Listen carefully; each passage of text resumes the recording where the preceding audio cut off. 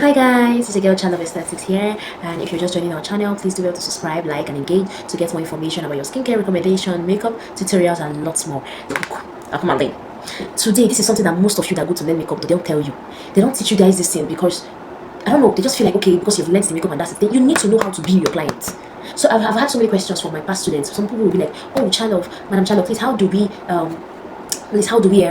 be our clients? How can I go past clients that charge 10k? The highest makeup amount I've collected in my life is 20,000 naira in 2025. When they're collecting millions of naira in makeup, you are still collecting 10,000, 20,000 naira in 2025. Come closer, let me teach you. Now, there are few steps or few things you need to do or you must do for your clients to pay you well. Number one, get quality makeup products. You cannot be charging your client 100k and your makeup products are rubbish. No matter how skilled you are in makeup, if your makeup products are not nice, they are not giving, it's gonna fuck you up one day. You cannot be using cheap Aboki Malam makeup products like one Palace Made. You are good, your hands are good, but the products are fucking you up. So get good quality products. That's number one.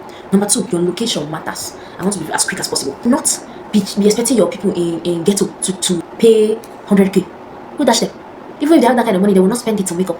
That is why you need rich clients. You need to sort out for rich clients. Your audience should not be your neighbors and the people, your friends around you. Look for people that don't know you, people that have not seen you before. That is why you need to have a business card. As a makeup artist, have a business card, or you have to be visible online so that they can also book you online. Yes, that's sometimes you want the shape. You sabi. Number three, don't be shy to. That's what I'm saying. Don't be shy to advertise your business, whether online or offline. So nobody will feed you. Look, I just tell you, you have to go all in. Video your work. Let people see your work. Show them your work. Show them your art. Makeup is an art. It's a beautiful art. And trust me, it's lovely.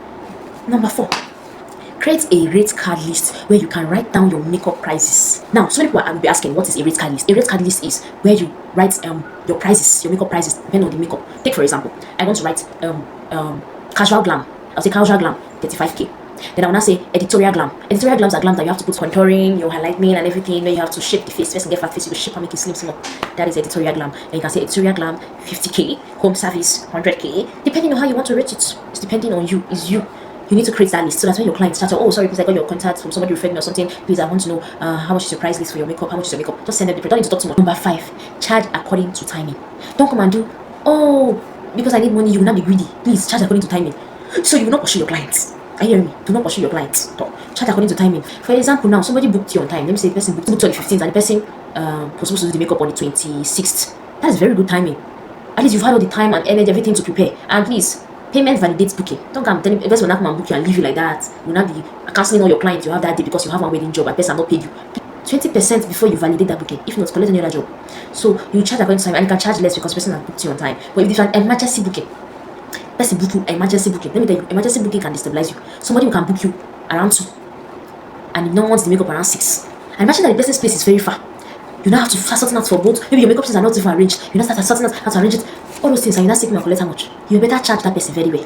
Hope this was helpful. If they have any other question, you can ask me in the comment section. If you have any other thing you want to ask, you can ask in the comment section. Thank you so much for staying for this class, and I hope it was helpful. Bye.